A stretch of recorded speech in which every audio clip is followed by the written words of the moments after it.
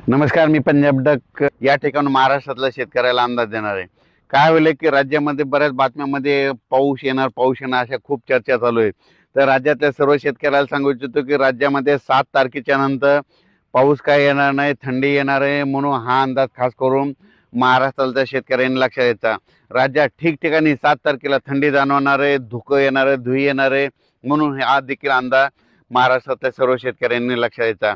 फक्त राज्यात मध्ये आज आहे 5 तारखेच्या दरम्यान तर सांगू इच्छितो की तो पाऊस कसा राहणार आहे की सातारा, सांगली, कोल्हापूर, त्याच्यानंतर इकडे लातूर जिल्हा, नांदेड जिल्हा, बीड जिल्हा, इकडं हिंगोली जिल्हा, यवतमाळ जिल्हा या पट्ट्यामध्ये काय होणार आहे, उगा आता 2 दिवस 5 तारखेला थोडा विखुरलेला प्रमाणात राहणार आहे, खूप काय पडणार नाही, म्हणून हा अंदाज लक्षात घ्यायचा। 5 तारखेला राज्यात उत्तर महाराष्ट्राकडून थंडीला सुरुवात होणार आहे। 6 तारखेला ती थंडी मराठवाड्याकडे येणार आहे।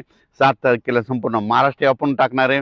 पण 7 तारखेला देखील काय होणार आहे, पाऊस जाता जाता म्हणजे कोल्हापूर, सांगली, साताऱ्याकडे तिकडे तुरळक ठिकाणी जाता जाता 7 तारखेला थोडा पडणार आहे।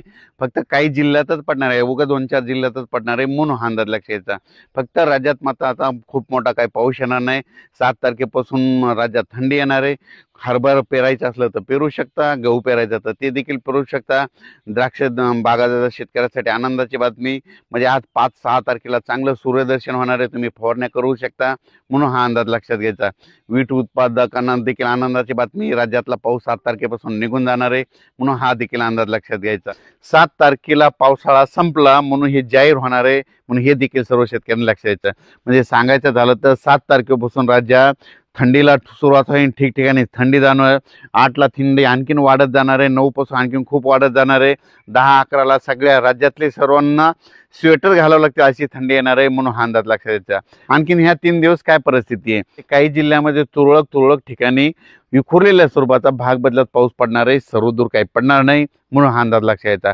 मग तो पाऊस विखुरलेला कसा पडणार आहे, कोणत्या जिल्ह्यात राहणार आहे, सांगायचं झालं तर यवतमाळ जिल्हा झालं, हिंगोली जिल्हा झालं, वाशिम जिल्हा झालं, नांदेड जिल्हा झालं, परभणी जिल्हा झालं, लातूर जिल्हा झालं, धाराशिव जिल्हा झालं, बीड जिल्हा झालं, अहिल्यानगर झालं, जालना जिल्हा झालं, त्याच्यानंतर सोलापूर जिल्हा, सांगली, सातारा ह्या पट्ट्यामध्ये ते विखुरलेल्या स्वरूपाचा पाऊस पडणार आहे, खूप काही मोठा पडणार नाही, म्हणून हा अंदाज सर्व शेतकऱ्यांनी लक्षात घ्यायचा।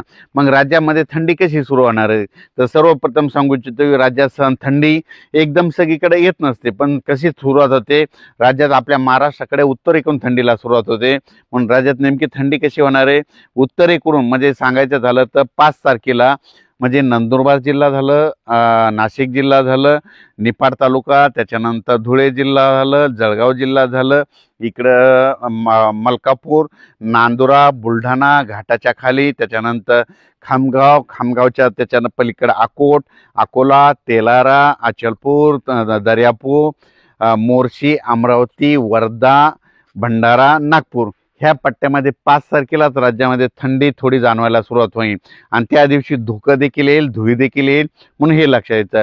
त्याच्यानंतर 6 तारखेला ती थंडी काय होणार आहे, परत पुढं सरकणार आहे। मग ती पुढं कुठं येणार आहे, मग इकडून सुरुवात करू आपण संगमनेर तालुका, आंबेगाव तालुका, जुन्नर, त्याच्यानंतर अहिल्यानगर, संभाजीनगर, त्याच्यानंतर बीड जिल्हा, त्याच्यानंतर परभणी जिल्हा, त्याच्यानंतर जालना जिल्हा, त्याच्यानंतर हिंगोली, वाशिम आणि यवतमाळ 6 तारखेला ह्या पट्ट्यामध्ये थंडी जाणवणार।